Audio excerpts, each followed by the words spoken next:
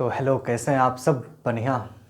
तो आज हम प्रकाश के परावर्तन का दूसरा लेक्चर लेकर आए हैं, जिसमें हम आपको पढ़ाएंगे प्रकाश का परावर्तन, यानी जो मेरे चैप्टर का नाम है वही हम आज आपको पढ़ाने वाले हैं। ठीक है, तो प्रकाश का परावर्तन होता क्या है?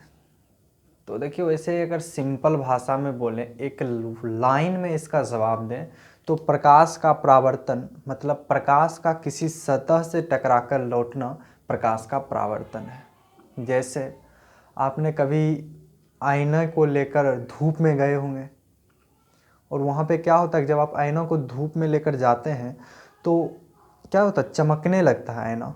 तो वहाँ पे क्या होता है, प्रकाश का परावर्तन होता है। एक्चुअली वहाँ पे होता क्या है कि प्रकाश की किरण किस पे पड़ती है, आईने के परावर्तक सतह पे, एंड वो परावर्तक सतह उसको यानी प्रकाश के किरण को रिफ्लेक्ट करा देती है, एंड इसी घटना को हम कहते हैं प्रकाश का परावर्तन, जो आप इससे पहले नहीं जानते थे। ठीक, तो आज जान लिया आपने, बचपन में कभी ना कभी ये किया ही होगा। ठीक है, तो आइए इस कहानी की शुरुआत हम एक क्वेश्चन के माध्यम से करते हैं, फिर उसी के माध्यम से हम आपको समझाने की प्रयास करेंगे कि प्रकाश का परावर्तन होता है क्या है। ठीक है, तो स्टार्ट करते हैं। देखिए, अच्छा, यहाँ पे मेरे पास एक ईंट है। ठीक है, क्वेश्चन यही है कि हमारे पास एक ईंट है। क्या है? ईंट। अब हम ईंट पे प्रकाश डाल रहे हैं, यहाँ पे क्या होगा, प्रकाश की किरण ईंट को पार कर पाएगी? नहीं कर पाएगी।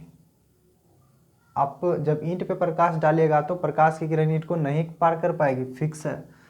फिर हम क्या करते हैं, एक शीशा ले लेते हैं पतला सा, जैसे आपका आईना है, मान लीजिए उसे उतना पतला एक शीशा ले लिए, उसको हम रख दिए। अब उस पर प्रकाश की किरण डालें तो क्या हुआ, हम देखें कि प्रकाश की किरण इसको क्या कर गई, पार कर गई। ठीक है, फिर हम एक और शीशा ले लिए, एक और शीशा नहीं, इस बार हम आईने को ला के रख दिए। आईना को जब हम आईने को लाकर देखे रख दिए, ये क्या हमारा आईना, आईना। अब इस पे जब हम प्रकाश डालें ऐसे, तो यहाँ पे क्या हुआ, प्रकाश की किरण इसके परावर्तक सतह से टकराकर ऐसे लौट गई। ठीक है, जैसे अभी हम आपको एग्जांपल दिए थे कि धूप में जब आप आईने को लेकर जाते हो चमकता है, तो वही प्रकाश की किरण क्या हुआ, इससे टकराकर लौट गई, एंड इसी घटना को हम क्या बोलते हैं, प्रकाश का परावर्तन। ये क्या है हमारा, प्रकाश का परावर्तन। अब देखिए, ये आईना है, अब आईना को हम थोड़ा पीछे से ऐसे कर देते हैं, ये क्या है, तो ये इसलिए किए हैं कि आईना का पीछे वाला भाग देखिए वो कलर्ड किया रहता है, मतलब रंगा रहता है, उसको इसलिए रंगा रहता है कि यदि उसको हम नहीं रंगेंगे तो वो एक ट्रांसपेरेंट ऑब्जेक्ट बन जाएगा। ट्रांसपेरेंट मतलब क्या, पारदर्शी, जिसको प्रकाश पार कर जाएगी। ठीक, फिर वहाँ पे प्रकाश का परावर्तन नहीं होगा। बट जब हम उसको पीछे से रंग देते हैं, एंड वहाँ जो है सिल्वर्ड करना यानी रंगना, उसको चांदी का लेप उस पर लगा देते हैं।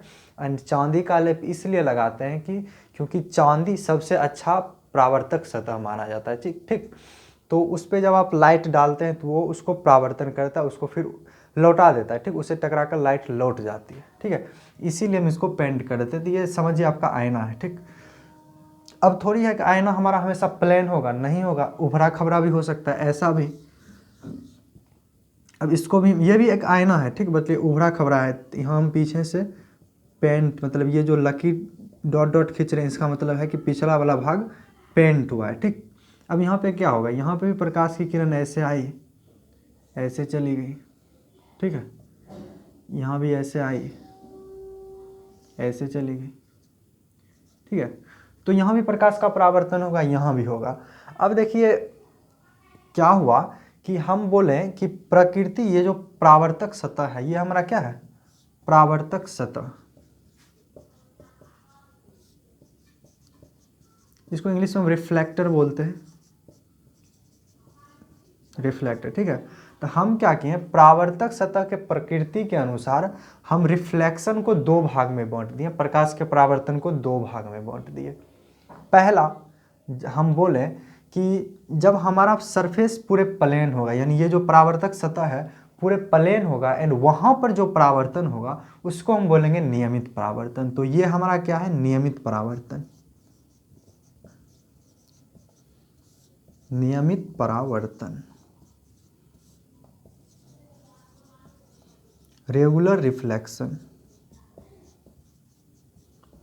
ठीक है, एंड फिर हम बोलेंगे जब हमारा परावर्तक सतह उभरा खबरा रहेगा एंड वहाँ पर जब प्रकाश का परावर्तन होगा तो उसको हम बोलेंगे अनियमित परावर्तन। तो ये हमारा क्या है, अनियमित परावर्तन।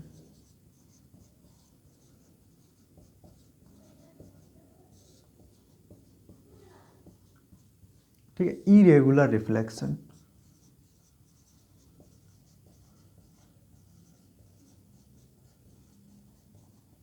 ठीक है, इरेगुलर रिफ्लेक्शन।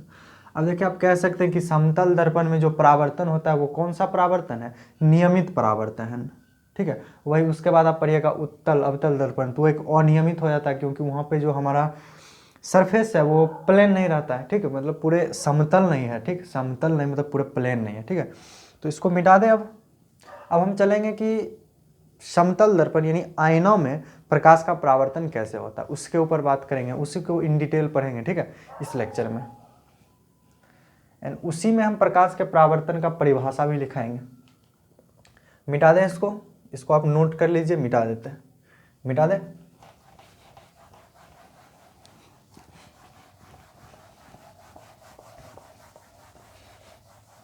तो हेडिंग डालिए समतल दर्पण में प्रकाश का परावर्तन। समतल दर्पण मतलब आईना। ठीक है, तो यहाँ पे एक हम समतल दर्पण बना लेते हैं। ये रहा हमारा समतल दर्पण। ठीक है, ये पीछे से डॉटेड है, कलर्ड किया हुआ है, सिल्वर चांदी का पेंट किया हुआ है क्या। अब क्या होता है कि इस पर आप सिंपल एक लाइट डाल दीजिए एंड ये इस लाइट को क्या करेगा, रिफ्लेक्ट करेगा। ऐसे मतलब आप इधर से इधर डालेंगे, उधर भेज दिया। ठीक है, तो अब देखिए यहाँ पे हम बोलें जो किरण आ रही है कहीं से उसको हम बोलते हैं आपतित किरण। तो ये किरण हमारी क्या हुई, आपतित किरण। आपतित किरण। ठीक है, इंसिडेंट रे।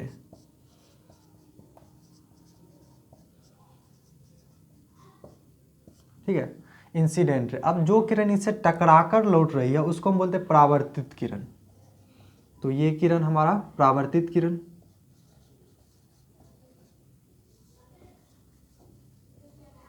Reflected ray.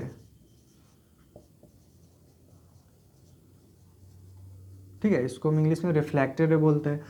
अब देखिए यहाँ पर जो ये बिंदु है जहाँ पे आपतित किरण स्ट्राइक की है, टकराई है, इस बिंदु को हम बोलते हैं आपतन बिंदु। आपतन बिंदु। ठीक है, आपतन बिंदु, पॉइंट ऑफ इंसिडेंट।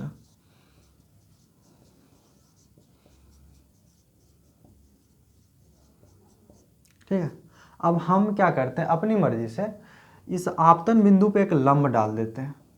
ये देखिए ये हम लंब डाले हैं। ठीक, ये कोई किरण नहीं है, हम अपने मन से अपनी मर्जी से एक लंब डाल दिए हैं एंड इस अभिलंब को अभिलंब कहा जाता है। ठीक, इस लंब को अभिलंब कहते हैं। तो ये क्या है हमारा अभिलंब। अभिलंब। अब अभिलंब के बारे में ये भी कह सकते हैं, ये जो अभिलंब है हमारा, ये आपतित किरण और परावर्तित किरण को एक दूसरे से अलग करती है। ठीक, परावर्तित किरण इस साइड है और आपतित किरण इस साइड है, ये भी कह सकते हैं। अब देखिए नेक्स्ट आगे क्या है कि अभिलंब और आपतित किरण के बीच में ये एक एंगल बन रहा है, ये बन रहा है। तो इस एंगल को हम बोलते हैं आपतन कोण, यानी आपतित किरण और अभिलंब के साथ जो एंगल बनता है, कोण बनता है, उसको हम बोलते हैं आपतन कोण। तो ये कोण हमारा क्या है, आपतन कोण। ठीक है, फिर देखिए परावर्तित किरण और अभिलंब के बीच भी एक कोण बन रहा है, ये, एंड इस कोण को हम बोलते हैं परावर्तन कोण। परावर्तन कोण। ठीक है, वैसे इसको हम आई से डिनोट करते हैं एंड इसको आर से डिनोट करते हैं। ठीक है, ऐसे अपनी मर्जी से आप कुछ कुछ भी कर सकते हैं, बट इसको आई से इसको आर से हम डिनोट कर दिए। ठीक है, अब देखिए एग्जाम में आ सकता है कि आपतन कोण क्या होता है। आपतन कोण, एंगल ऑफ इंसिडेंट। तो आपतन कोण क्या होता है, आपतित किरण और अभिलंब के बीच का कोण।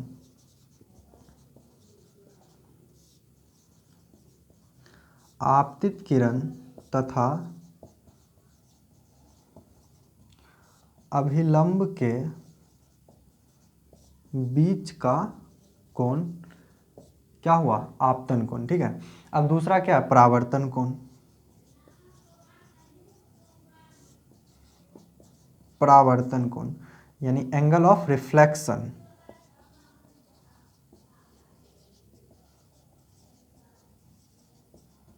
ठीक है, ये क्या होता है? परावर्तित किरण और अभिलंब के बीच का कोण।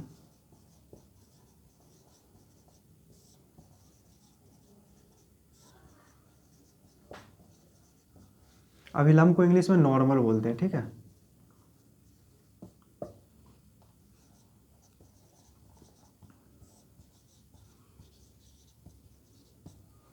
बीच का कोण। ठीक है, वैसे आप सिंपल याद रख सकते हैं, आपतन आपतित किरण, परावर्तन परावर्तित किरण। ठीक है, ऐसे आप सिंपल याद रख सकते हैं, इसको रटने की कोई ज़रूरत नहीं है। यदि ये फिगर आप अपने माइंड में अच्छे तरीके से सेट कर लेते हैं तो फिर आपके लिए प्रकाश का परावर्तन आसान हो जाएगा। ठीक है, एंड ये बहुत आसान सा टॉपिक है। ठीक, बहुत आसान सा, बहुत मतलब आपके फिजिक्स मैथ पूरे मतलब हर एक चैप्टर में सबसे आसान चैप्टर ये है आपका। ये 2-3 चैप्टर जो लगातार है ये पूरे बहुत आसान चैप्टर है। ठीक, बस समझना है आपको। ठीक है, अब देखिए समतल ये क्या है? हमारा समतल दर्पण, प्लेन मिरर। ठीक है, आईना है हमारा जिसको हम आईना दर्पण बोलते हैं। तो इसको मिटा देते हैं। अब हम पढ़ते हैं या फिर परिभाषा देते हैं समतल दर्पण से रिलेट करके प्रकाश का परावर्तन का। ठीक, वही हर एक जगह वैलिड होगा। जो परिभाषा हम इसके लिए लिखेंगे वही परिभाषा हर एक जगह वैलिड होगा। ठीक है, तो इसको मिटा दें। पहले आप नोट कीजिए इसको, फिर मिटाते हैं। मिटा दें इसको, मिटा दें। नोट क्या कीजिए आप अपने कॉपी में, और जब भी ऑनलाइन पढ़ने के लिए बैठें तो कॉपी पेन दोनों चीज़ आपके हाथ में होनी चाहिए। ठीक है, इसको भी मिटा देते हैं, यहाँ पे लिखने में बनेगा। ठीक, ये आपतित किरण है, इसको यहाँ पे लिख देते हैं। आपतित किरण ये क्या है? आपतित किरण, इंसिडेंट रे, इंसिडेंट INCIDENT रे। ठीक है, अब हम लिखते हैं प्रकाश का परावर्तन का परिभाषा। तो देखिए मतलब हम यहाँ पे जो जो हुआ ना वही हमको लिखना है। ठीक, वही परिभाषा हो जाएगा प्रकाश के परावर्तन का। यहाँ पे क्या हुआ है? देखिए कहीं से वो लाइट आया, कहीं से हम लाइट जला के इस दर्पण में मारे, इस दर्पण का परावर्तक सतह उस लाइट को क्या किया? परावर्तन कर दिया। एंड इसी घटना को क्या बोल दिए? प्रकाश का परावर्तन बोल दिए। तो लिखिए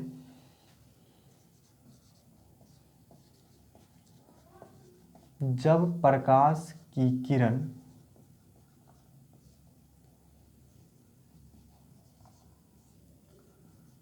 किसी समतल दर्पण के परावर्तक सतह पर पड़ती है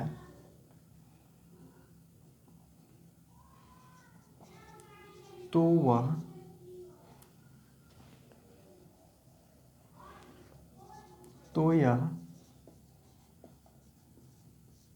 इससे टकराकर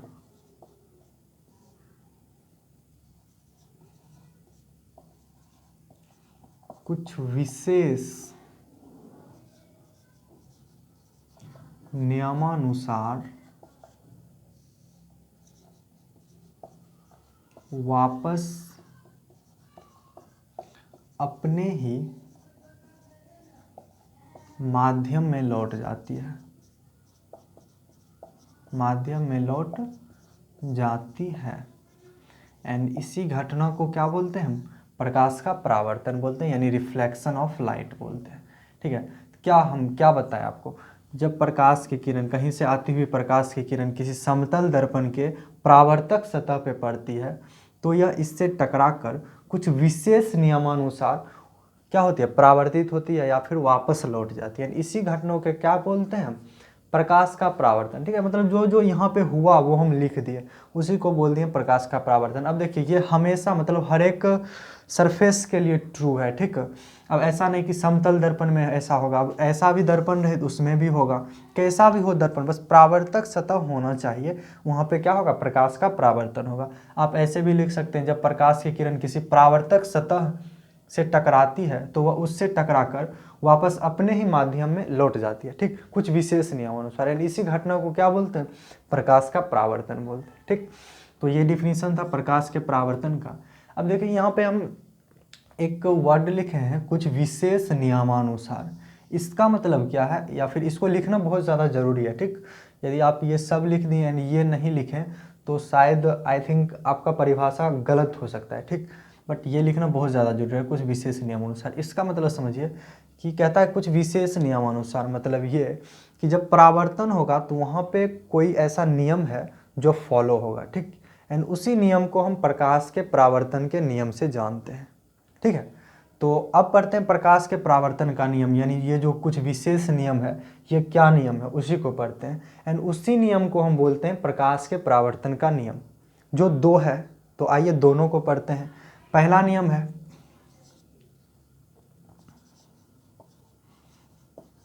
आपतित किरण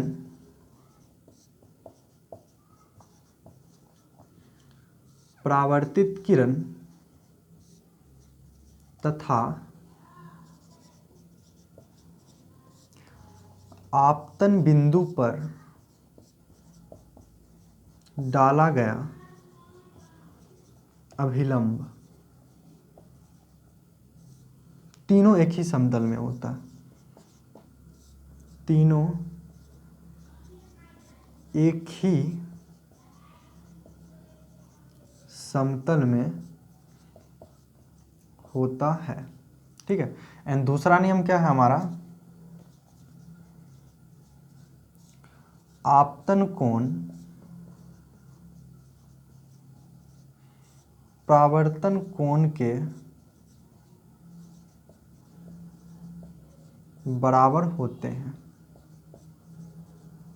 ठीक है। आपतन कोण परावर्तन कोण के बराबर होते हैं। अब यहाँ पे आपतन कोण क्या है हमारा, आई, यानी कोण आई जो होगा हमारा किसके बराबर होगा, कोण आर के बराबर होगा। अब देखिए ये जो प्रकाश का परावर्तन का जो ये दो नियम है, ये जहाँ भी परावर्तन होगा, कहीं भी प्रकाश का परावर्तन हो रहा है तो वहाँ पे ये दो नियम वैलिड होगा। देखिए दूसरे नियम का मतलब तो आप आसानी से समझ गए कि प्रकाश का परावर्तन होगा यानी ये कोण इस कोण के बराबर होगा, ठीक है। कहीं भी परावर्तन हुआ यानी अगर सरफेस ऐसा भी है हमारा, ठीक, यानी यहाँ पे आप ऐसे लाइट डाल दिए ऐसे, हम सबसे पहले क्या करेंगे, यहाँ पे एक अभिलंब ड्रॉ करेंगे अपने मर्जी से। एंड अभिलंब के साथ ये अगर लाइट ऐसे आ रही है, ठीक, तो ये क्या होगा हमारा आपतन कोण आई, एंड ये क्या होगा परावर्तन कोण आर। यहाँ भी कोण आई किसके बराबर होगा, कोण आर के बराबर होगा, ठीक है। कैसा भी रिफ्लेक्शन हो, कहीं भी रिफ्लेक्शन हो तो ये दो नियम वहाँ पे हमेशा वैलिड होगा, ठीक है। चाहे वो नियमित परावर्तन हो या फिर अनियमित परावर्तन हो, दोनों के लिए ये नियम वैलिड है, ठीक। अब देखिए पहला नियम का मतलब समझाते हैं हम। कहता है कि आपतित किरण परावर्तित किरण तथा आपतन बिंदु पर डाला गया अभिलंब तीनों एक ही समतल में होता है। इसका मतलब ये है कि मान लीजिए ऐसा आप एज्यूम कीजिएगा, अगर ये है आपका आपतित किरण, ठीक है, एंड ये आपका परावर्तित किरण है, एंड यहाँ पे मान लीजिए कोई अभिलंब होता है ऐसे, तो ये तीनों एक ही समतल में होता है। एंड यहाँ पर जो वो समतल है ये हमारा बोर्ड समतल हो जाता है, ठीक। तीनों अगर पूरे एक किरण को हम पूरे बोर्ड से हल्का ऊपर उठा के आ रहे हैं, ठीक, यहाँ पे डाल रहे हैं, तो ये किरण भी उतना ही बोर्ड से हट के जाएगा। ऐसा नहीं कि ये ऐसे किरण आ रही है ये किरण ऐसे चल गई, ऐसा कुछ नहीं। बट ऐसे भी जाएगी तो ये नियम तो वैलिड रहेगा, बट ऊपर वाला नियम अनवैलिड हो गया, यानी प्रकाश का परावर्तन वहाँ पे नहीं हो रहा है। तो क्या कहता है कि तीनों जो है हमारा आपतित किरण परावर्तित किरण तथा अभिलंब एक ही समतल में होना चाहिए। मतलब आप सिंपल समझिए, तीनों को एक साथ गरस्सा से काट सकते हैं, वैसा हमेशा रहना चाहिए, तब वहाँ पे आप कहिएगा कि प्रकाश का परावर्तन हुआ, ठीक है। एंड ये दो नियम है, एंड ये जो लॉ है इसका कोई प्रूव नहीं, मतलब लॉ का कोई प्रूव होता ही नहीं, ठीक।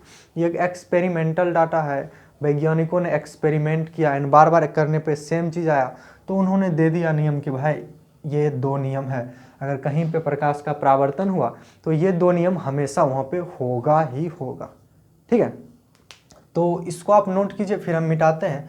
एंड इसके बाद एक छोटा सा पॉइंट है, ये विचलन कोण, उसको समझते हैं क्या होता है विचलन कोण। पहले आप इसको नोट कीजिए, मिटा दें, मिटा देते हैं।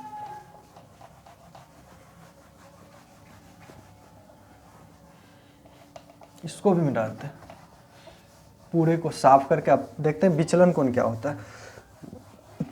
कुछ ज़्यादा हार्ड नहीं है, बस थोड़ा सा प्यारा सा कोण है, उसी को हम बोलते हैं विचलन कोण। अब वो प्यारा सा कौन सा कोण है उसको हम समझाते हैं आपको। ठीक है, तो सबसे पहले हम एक फिगर ड्रॉ कर लेते हैं। ये यहाँ पे क्या था हमारा, प्रकाश का परावर्तन हो रहा था, ये मिरर था, आप समझ लीजिए पीछे से रंगा हुआ है। ठीक, यहाँ पे एक प्रकाश की किरण आई, ऐसे चली गई। अभी हम क्या पढ़ रहे हैं, विचलन कोण। विचलन, विचलन लिखा था, विचलन आई डोंट नो, लिख देते हैं विचलन कोण। विचलन कोण क्या, इसको इस साइड डेल बोलते हैं, इससे डिनोट करते हैं। तो विचलन कोण होता क्या है वो देखिए। अब इस पे हम अभी क्या करेंगे, सबसे पहले एक लंब डालेंगे। तो ये एक लंब डाल दिए। ठीक है, अब बताइए अगर ये ट्रांसपेरेंट यानी पारदर्शी पदार्थ होता, मतलब जैसे ये अभी रंगा हुआ है ना पीछे से, अगर ये रंगा नहीं रहता तो प्रकाश की किरण क्या करती, ऐसे चली जाती। ठीक है, इसको पार कर जाती, सिंपल। बट जब हम इसको रंग देते हैं तो ये क्या होता है, यहाँ से इतना मुड़ जाती है, मतलब इसको इधर जाना चाहिए था, बट कितना ये मुड़ गई, ऐसे इतना, मतलब ऐसे मुड़ गई। एंड ये जो एंगल हमारा बनता है इसी को हम बोलते हैं विचलन कोण, या फिर इसको डेल से डिनोट करते हैं, शायद इसको डेल बोलते हैं, आई डोंट नो, आप सिर्फ ये जान लीजिए इसको इससे डिनोट करते हैं। ठीक, ये क्या हमारा विचलन कोण, विचलन कोण यही, मतलब प्रकाश अपने एक्चुअल पाथ से, अपने मुख्य पाथ से जहाँ उसको जाना चाहिए था वहाँ से वो कितना विचलित हुआ, कितना डेविएट हुआ, उसी को हम बोलते हैं विचलन कोण। ठीक, जो कि यहाँ पे इतना डेविएट हुआ, क्या इसको इधर जाना चाहिए था, इतना डेविएट हो गया। अब बताइए ये कोण क्या है, आई है, यानी इंसिडेंट एंगल। ये क्या है, रिफ्लेक्टेड एंगल, मतलब आपतन कोण, परावर्तन कोण। अब आप इसका वैल्यू निकाल सकते हैं, कैसे, तो अगर देखिए इसको हम नीचे बढ़ा दें, अभिलंब को नीचे बढ़ा दें, तो देखिए कोण अगर ये आई है तो ये भी हमारा आई होगा। कैसे आई होगा, तो ऐसे देख लीजिए, ये क्या है, एक ऐसा फिगर है, ये अभिलंब है उसका, ये क्या है हमारा आपतित किरण, ऐसे ये एंगल आई, तो ये भी आई होगा। देख रहे हैं, यही नियम वहाँ पे लगा दिए, ये आई थी, ये आई, मतलब पढ़ते हैं ना, सामने वाला कोण बराबर होता है वही, मतलब अगर ये दो को रेखा काटी एक दूसरे को तो ये कोण इसके बराबर, ये कोण इसके बराबर, उसी के नियम से ये यहाँ पे आया। ठीक है, तो इसको अब आप आसानी से निकाल सकते हैं विचलन कोण का मान, कैसे, तो देखिए ये तीनों को जोड़कर कितना आना चाहिए, 180 डिग्री, क्योंकि ये जो पूरे लाइन है 180 डिग्री पे आना चाहिए, यानी D R plus del plus I. अरे भाई ये है ना, एक सीधा रेखा पे कितना डिग्री का एंगल बनता है, 180 डिग्री का, तो ये एक सीधा अभिलंब, एक सीधा रेखा, उससे आर डेल प्लस आई, तीनों कौन है, तीनों को जोड़ देंगे तो हम, मेरा कितना आना चाहिए, 180 डिग्री आनी चाहिए। ठीक है, तो del plus i plus R के जगह पे हम आई भी लिख सकते हैं, क्योंकि कोण आई बराबर कोण आर, कहाँ से,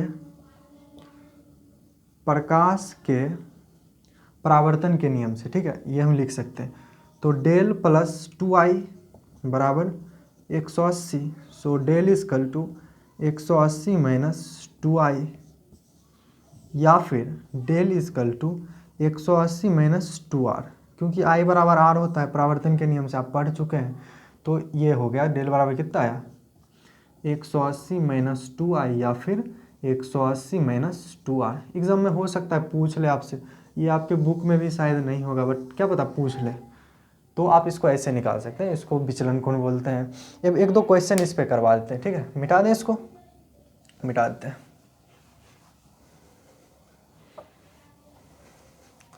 अब जैसे यहीं पे ले लेते हैं, अब ये एंगल आपका दे दिया 30 डिग्री, 30 डिग्री। अब आपसे पूछा कि डेल का वैल्यू क्या होगा, बता सकते हैं? हाँ बता सकते हैं, तब सॉल्व करते हैं इसको। तो हम जानते हैं क्या, डेल बराबर क्या होता है 180 माइनस 2i या फिर 180 माइनस 2r। अब i बराबर r होता है तो हम क्या 180 माइनस 2i पे चलते हैं। अब यदि i का या फिर r का वैल्यू हम निकाल लें तो डेल का वैल्यू निकल जाएगा। तो i r का वैल्यू यहाँ से आप निकाल सकते हैं। कैसे? तो देखिए ये अभिलंब है, यानी ये अभिलंब इस दर्पण के सतह के साथ कितना डिग्री का एंगल बनाएगा, 90 डिग्री का। मतलब ये एंगल जो हमारा है कितना होगा, 90 डिग्री होगा। उसमें से ये 30 है तो ये क्या होगा, 60 होगा।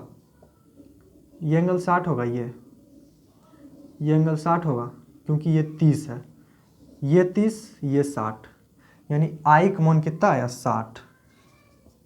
180 माइनस 2 आई का मान 60। डेल इजकल टू 180 माइनस 60 दूनी 120, यानी डेल बराबर कितना आया 60 डिग्री विचलित हुआ।